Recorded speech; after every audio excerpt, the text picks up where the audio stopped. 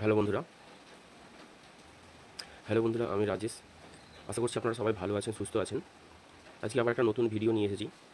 আজকে ভিডিওর বিষয়, যদি আপনার রিচার্জ ডিজিএস থেকে যদি কোনো রিচার্জ করেন, যদি সেই রিচার্জটা সাকসেসফুল দেখায় আপনার কাছ থেকে এবং আপনার যে কাস্টমার আছে তার কাছে না পৌঁছায়, তাহলে কী করবেন?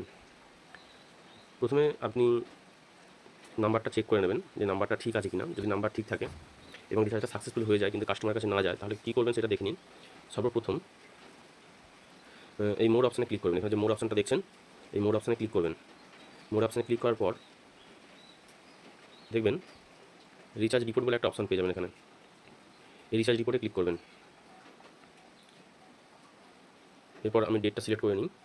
ধরুন কালকের ডেটে আমি একটা রিচার্জ করেছি, যেটা কাস্টমার আজকে এসে বলছে যে রিচার্জটা হয়নি। ধরে নিন এই রিচার্জটার কথা বলছে যে আমি 859 টাকা রিচার্জ করেছি, কাস্টমার কাছে পৌঁছায়নি। তাহলে কী করবেন? দেখুন এখানে একটা কমপ্লেন বলে অপশান আছে। এই কমপ্লেন অপশানে আপনাকে ক্লিক করতে হবে।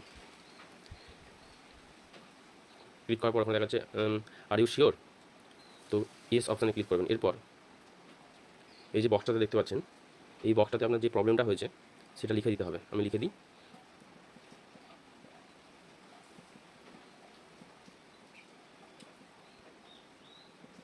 রিসিভ। দেখুন আমি এটা লিখে দিয়েছি, recharge successful but customer not received. এটা লেখার পর এই অপশানটা ক্লিক করে দেবেন, সাবমিট অপশানে ক্লিক করে দেবেন।